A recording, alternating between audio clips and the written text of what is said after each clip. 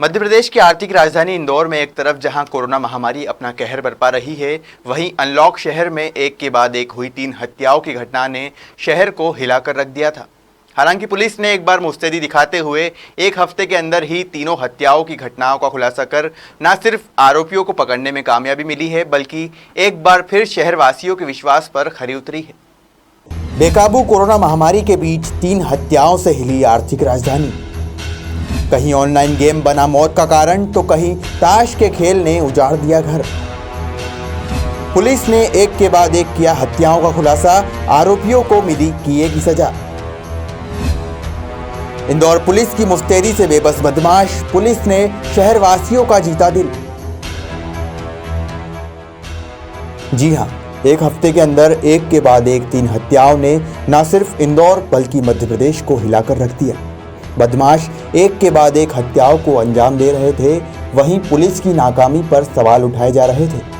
लेकिन यह किसी को पता नहीं था कि पुलिस हत्या के आरोपियों को दबोचने के कितने करीब पहुंचती जा रही थी। यही वजह है कि एक हफ्ते के पहले ही पुलिस ने 3 हत्याओं का न सिर्फ खुलासा किया, बल्कि आरोपियों को जेल की सलाखों के पीछे पहुंचा दिया है।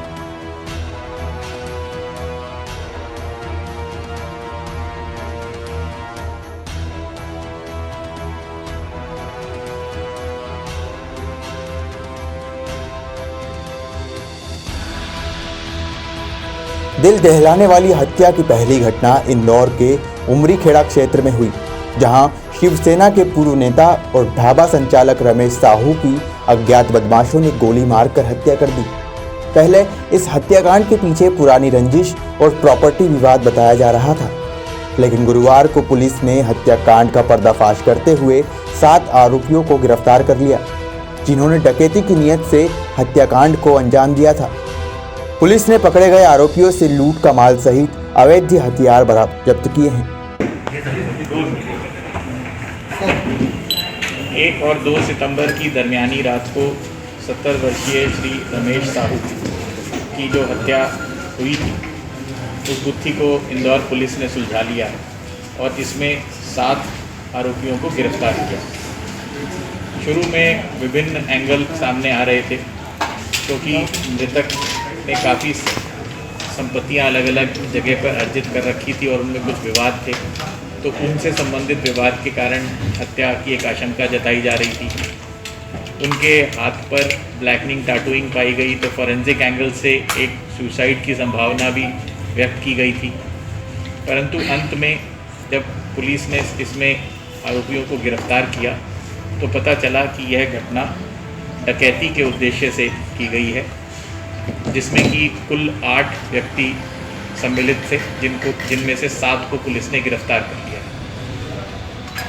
मृतक का जहां पर ढाबा है, उसी से 250 मीटर दूर एक अन्य ढाबा है, जिसमें राहुल उर्फ पप्पू नाम का व्यक्ति पिछले 2 साल से काम कर रहा है, जो मूलतः मनावर जिला धार का रहने वाला है। इसने अपने साथियों, जिसमें कि मेन प्रेम सिंह था और कमल, उनको कांटेक्ट किया, जो कुक्षी धार के रहने वाले हैं, और उन्होंने अपने और अन्य 5 साथियों को बुलाया। इस तरह से घटना दिनांक को कुल 8 लोग यहाँ पर आए। उससे पहले इन्होंने 1 महीना पहले रेकी की थी, और घटना दिनांक को जब ये 8 लोग आए, 4 वहाँ कंपाउंड में प्रवेश किए। इनमें से प्रेम सिंह ने सबसे पहले वहाँ जो 2 इनके जो पालतू कुत्ते थे, उनको पहले कुछ खाने के बहाने, और फिर उससे नहीं हुआ तो एक हवाई फायर करके उनको वहाँ पर भगाया।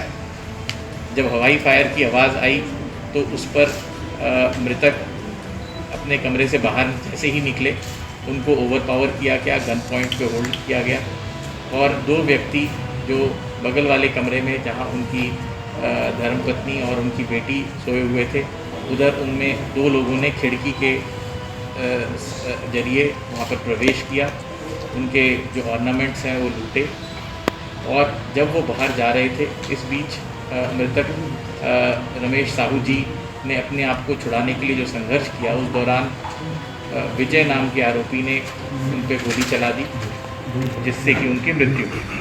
वहीं दूसरी घटना इंदौर के लसूड़िया थाना क्षेत्र में सामने आई, जहां एक 5वीं कक्षा में पढ़ने वाली मासूम बच्ची को सिर्फ इसलिए मौत की घाट उतार दिया क्योंकि वह ऑनलाइन गेम में लड़कों को हरा देती थी। 10 वर्षीय मासूम ने कभी नहीं सोचा होगा कि ऑनलाइन गेम की जीत के रूप में उसे कभी मौत भी मिल सकती है। सोमवार को पड़ोस में रहने वाले एक 12 वर्षीय नाबालिग बच्चे ने मासूम के सिर में पत्थर मारकर मौत के घाट उतार दिया। पुलिस ने महज 2 घंटे के अंदर ही हत्याकांड का पर्दाफाश कर नाबालिग आरोपी को गिरफ्तार कर लिया। हालांकि पुलिस की इस कार्रवाई से नाबालिग बच्ची के परिजन संतुष्ट नहीं हैं। परिजनों का कहना है कि 12 साल का बच्चा कैसे हत्या जैसे संगीन अपराध कर सकता है। उन्होंने नाबालिग आरोपी की मां पर हत्या करने की आशंका जाहिर की है। पुलिस ने सारी कार्रवाई जो की है वो उस बच्चे के बयान पे कर दी, जबकि वो बच्चा, उसके पिताजी खुद बोलते हैं कि वो बहुत झूठ बोलता है।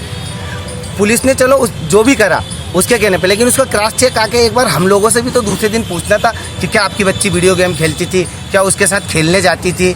ऐसा पुलिस ने कुछ भी नहीं किया और सारी जो बच्चे ने बोला उस पर कार्रवाई कर दी।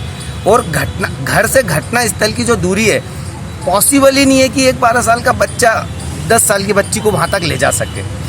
और साहब ने बताया कि बच्चे ने बयान दिया है कि वो गड्ढे में खेलने गई थी।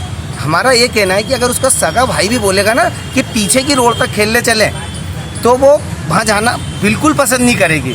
और ये मैं नहीं, आप हमारे अड़ोसी पड़ोसियों से भी आप जानकारी निकाल सकते हो कि वो बच्ची कैसी थी, क्या वो इतनी दूर किसी के साथ खेलने जा सकती थी। वहीं तीसरी सनसनीखेज हत्या इंदौर के अति संवेदनशील क्षेत्र चंदन नगर थाना क्षेत्र में हुई, जहां ताश के खेल ने न सिर्फ एक व्यक्ति को मौत की नींद सुला दिया, वहीं 3 अन्य आरोपियों को भी जेल की सलाखों के पीछे पहुंचा दिया। दरअसल ताश के खेल में हार जीत से हुए विवाद में 3 आरोपियों ने एक व्यक्ति को चाकू और पत्थरों से मारकर मौत की घाट उतार दिया था। सिरपुर तालाब के पास झाड़ियों में एक युवक की लाश पड़ी है। सूचना मिलते ही तत्काल ही मौके पर थाना प्रभारी चंदन नगर CSP अन्नपूर्णा पहुँचे और मौका मुआयना कर उन्होंने बताया कि एक मृतक की लाश रक्त रंजित लाश है, प्रथम दृष्टया हत्या का प्रकरण है। घटना की गंभीरता को देखते हुए मेरे द्वारा भी तत्काल ही मौके पर पहुंचकर घटनास्थल का निरीक्षण किया गया। घटनास्थल के निरीक्षण प्रारंभिक कार्रवाई के पश्चात जो चीज़ सामने आई कि घटनास्थल पर ताश की एक गड्डी पड़ी हुई थी, जिससे ये स्पष्ट हो रहा था कि मृतक ने अपने दोस्तों के साथ में यहाँ पर होगा और संभवतः ताश खेल रहा होगा। बाद में मृतक की पहचान सिद्दीक उर्फ सलीम निवासी चंदन नगर के रूप में हुई।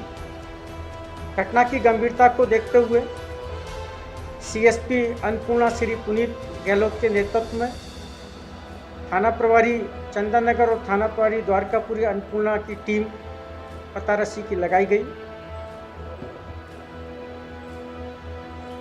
चारों ही अधिकारियों ने लगातार मेहनत करके एक अंधी हत्या के प्रकरण में उल्लेखनीय सफलता अर्जित की। मृतक के जो दोस्त पता लगे उनसे पूछताछ की और ये सामने आया कि मृतक घटना दिनांक के पहले शाम को दिलीप, कौशल, सुनील परमार और रिजवान उर्फ राजा के साथ तथा एक शाहिद नामक अन्य युवक के साथ में सिरपुर तालाब के पास देखा गया था। पुलिस के द्वारा शाहिद को तलाशा गया। शाहिद के मिलने पर शाहिद ने ये बताया कि शाम के समय पे मृतक सिद्दीक, सुनील, दिलीप और रिजवान घटनास्थल के पास थे और इन्होंने ताश खेलने का कहा। मुझे कहा कि ताश की एक गड्डी ला दे, तो मैंने इनके लिए ताश की एक गड्डी लेकर आया और मैं मौके से चला गया। शाहिद के बताने पर पुलिस के द्वारा फिर टीमें लगाकर रिजवान को पकड़ा, सुनील को पकड़ा और कल रात में दिलीप को चोरल के पास से पुलिस ने पकड़ा। बहरहाल पुलिस की मुस्तैद कार्रवाई से साफ हो गया कि आरोपी कितना भी शातिर क्यों ना हो, कानून के लंबे हाथ उसके गिरबां तक पहुंच ही जाते हैं। शहर में एक के बाद एक 3 हत्याओं ने जहां सनसनी फैला दी थी, वहीं अब आरोपियों को पकड़ने के बाद जहां पुलिस ने राहत की सांस ली है, वहीं एक बार फिर आम जनता में पुलिस के प्रति विश्वास बढ़ा है। ब्यूरो रिपोर्ट, खबर मध्य प्रदेश।